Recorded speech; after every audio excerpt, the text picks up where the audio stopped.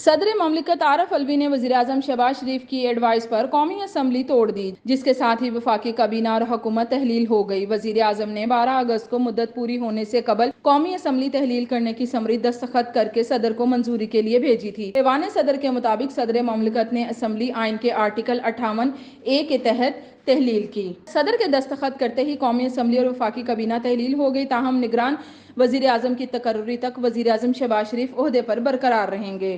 دریں اثنا ملک میں عبوری حکومت کے لیے مشاورت شروع کر دی گئی ہے۔ وزیر اعظم شہباز شریف کا کہنا ہے کہ نگران وزیر اعظم کی تقرری کے لیے اپوزیشن لیڈر راجہ ریاض سے آج ملوں گا۔ آئین کی روح سے ہمارے پاس مشاورت کے لیے 3 دن ہے۔ ہماری 16 ماہ کی مختصر حکومت کو بے پناہ چیلنجز کا سامنا رہا۔ گزشتہ حکومت کا بوجھ بدترین غفلت اور ناکامیوں کی بدولت ہم پر آن پڑا۔ سائفر کے ڈرامے نے دوست ممالک کے ساتھ تعلقات متاثر کیے۔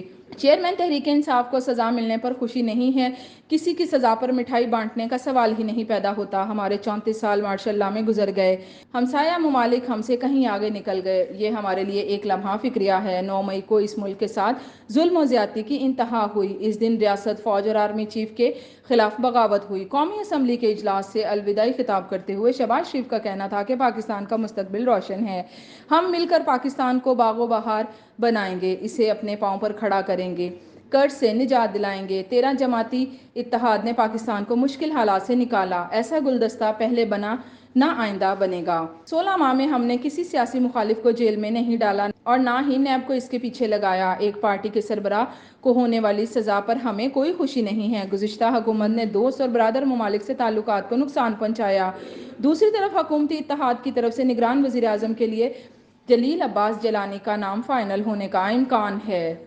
تفصیلات کے مطابق نگران وزیر اعظم کی تقرری کے معاملے پر اتحادی رہنماؤں سے مشاورت میں پیش رفت ہوئی ہے۔ حکومتی اتحاد کی طرف سے جلیل عباس جیلانی کا نام فائنل ہونے کا امکان ہے۔ ذرائع کے مطابق جلیل عباس جیلانی کا نام پیپلز پارٹی نے تجویز کیا ہے۔